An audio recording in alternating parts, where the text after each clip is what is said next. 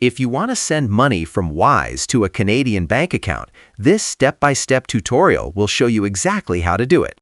First, open the Wise app and log into your account. On the home screen, tap Send. Next, choose where the money is coming from, either your Wise balance or a linked payment method. Select the currency you're sending from, like USD, UR, or GBP. Now choose Bank Transfer as the delivery method. If this is your first time sending to Canada, tap Add Recipient. Select Someone Else, then choose Canada as the country. You'll need to enter the recipient's full legal name, bank name, institution number, transit number, account number. Make sure all the banking details are entered correctly to avoid delays. After adding the recipient, enter the amount you want to send.